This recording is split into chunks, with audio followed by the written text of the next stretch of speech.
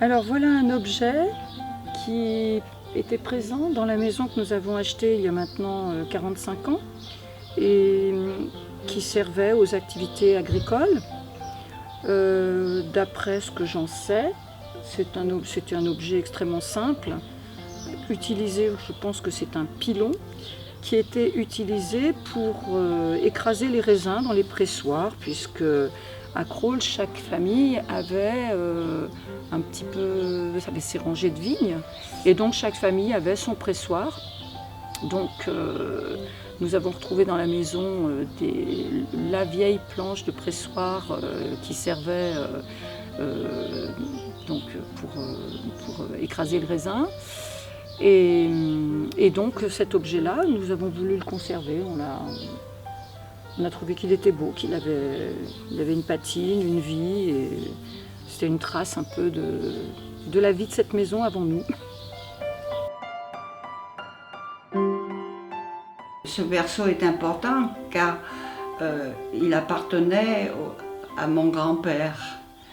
Et une partie des gens du Franier sont nés dans ce berceau.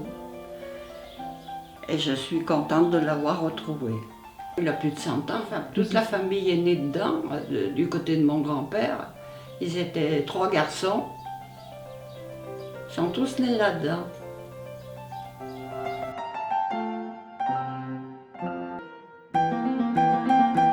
Les objets, ce sont mes amis, ils me sont sacrés. Voici donc un joug tout à fait authentique et qui lui provient de la région du Cantal, donc de la région de Saint-Flour. Précisément le village s'appelle Anglars de Saint-Flour et c'est là où a échoué un de mes tontons en 1940, donc quand il a été obligé de quitter sa Lorraine, son Alsace-Lorraine d'origine, expulsé par les Allemands qui venaient de conquérir la région, voire la France, et qui a trouvé l'âme sœur là-bas, qui est resté en Auvergne, et qui m'a fait don de ce joug, puisqu'il avait une fermette quand je l'ai connu, quand je l'ai retrouvé en 60. Moi j'avais 15-16 ans, 60-65, peut-être quelque chose comme ça. Et voilà, il m'a fait cadeau de cet objet. Lui aussi avait 3 ou 4 vaches, comme ma grand-mère dont j'ai parlé précédemment. Et cet objet, je l'aime beaucoup, beaucoup, comme les 2 autres. Ce sont des pièces sacrées pour moi.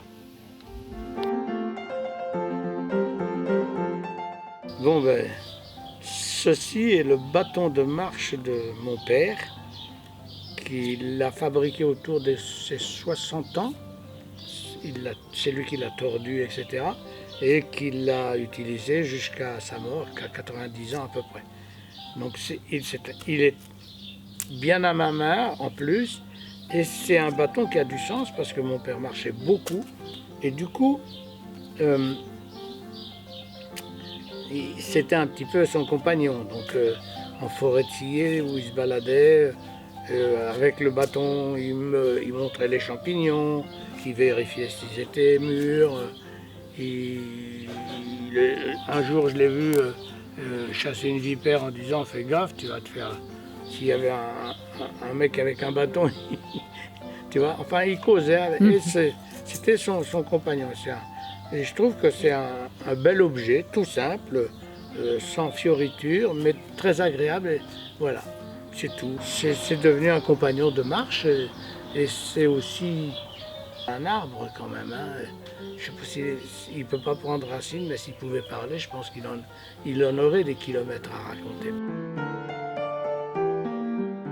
Cette boîte, je l'ai toujours eue depuis que je suis rentrée, j'avais 12 ans. J'ai déménagé 8 fois et bon, ça elle suit. Je fais très attention quand on faisait nos colis pour pas la casser, j'y tiens vraiment. C'est ce qui me relie à mon papa. C'était son métier, marbrier. Tous les mois, avec une charrette à bras, ils allaient chercher des gros blocs de marbre que devant leur atelier, il y avait beaucoup de marbre. Voilà. Et j'ai des petits sous. Voilà, c'est une petite cagnotte.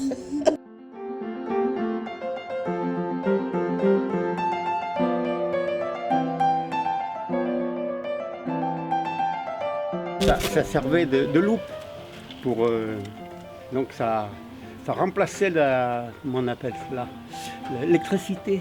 Ça c'était pendu à un plafond ou alors sur un support éventuellement qu'on voit là.